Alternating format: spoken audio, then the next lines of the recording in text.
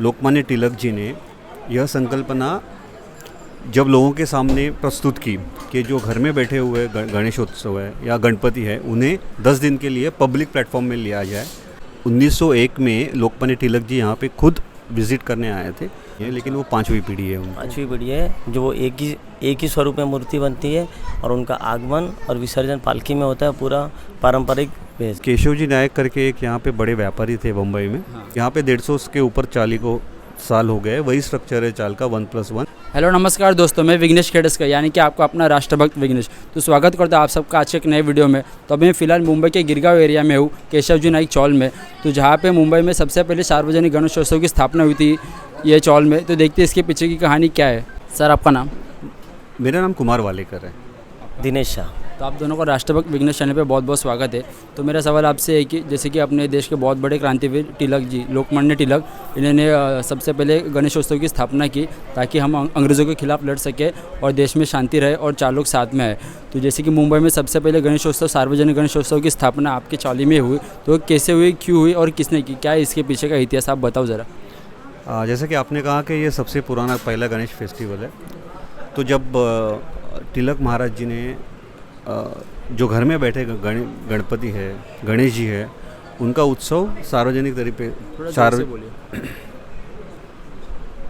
तो 1893 में लोकमान्य तिलक जी ने यह संकल्पना जब लोगों के सामने प्रस्तुत की कि जो घर में बैठे हुए गणेशोत्सव है या गणपति है उन्हें 10 दिन के लिए पब्लिक प्लेटफॉर्म में लिया जाए। उस पब्लिक प्लेटफॉर्म में आने के बाद क्या हो जाएगा कि सब जाति और सब धर्म के लोग एक साथ आके उस गणेश उत्सव को मनाएं, जिससे सब इकट्ठा आए, सब उसका आनंद ले सके, सब विचारों का आदान प्रदान कर सके। इसीलिए वो गणेश उत्सव की स्थापना हुई थी। जैसे आपने कहा कि अंग्रेज़ों के खिलाफ भी जो इंडिपेंडेंस मूवमेंट चली थी उसके लिए भी कुछ उसका लाभ हो, इसीलिए उन्होंने वो गणेश उत्सव शुरू किया था। तब उनके एसोसिएट्स यहाँ रहते थे, सहकारी यहाँ पे रहते थे, गोडसे शास्त्री जोशी और राव बहादुर लिमय, ये उनके बहुत निकट के साथी थे। तो उन्होंने उनके आह्वान पर यहाँ पे गणेश उत्सव की शुरुआत की थी। तो ऐसे यहाँ पे हमारे गणेश उत्सव की शुरुआत हुई थी। तो हमने सुना है कि जैसे कि खुद लोकमान्य तिलक यहाँ पे आए थे विजिट देने। हाँ, 1901 में लोकमान्य तिलक जी यहाँ पे खुद विजिट करने आए थे।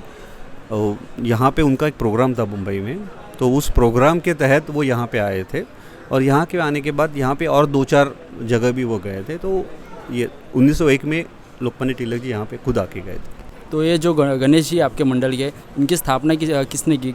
वही कहा ना कि उनके जो यहाँ पे जो साथीदार रहते थे, गोडसे शास्त्री थे और राव बहादुर लिमय थे, उनके पुढ़ाकार से, उनकी लीडरशिप में यहाँ पे गणेशोत्सव की स्थापना हुई थी। तो आपको जो जगह आपके गणेश जी है वो शाडू की मिट्टी के होते हैं या प्लास्टर ऑफ पेरिस के होते हैं?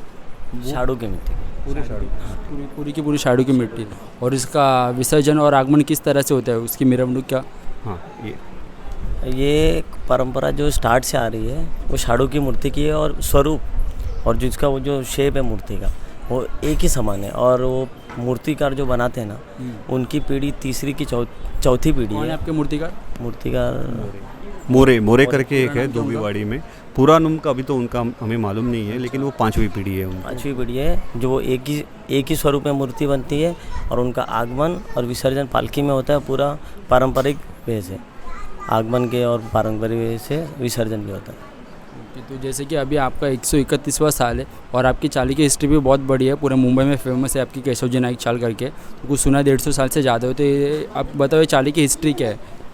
चाली की हिस्ट्री ये है कि केशव जी नायक करके एक यहाँ पे बड़े व्यापारी थे बम्बई में। आप जाओगे मस्जिद बंदर में भी उनके नाम का एक रोड है। तो वो व्यापारी थे, उनकी ये चालें थी।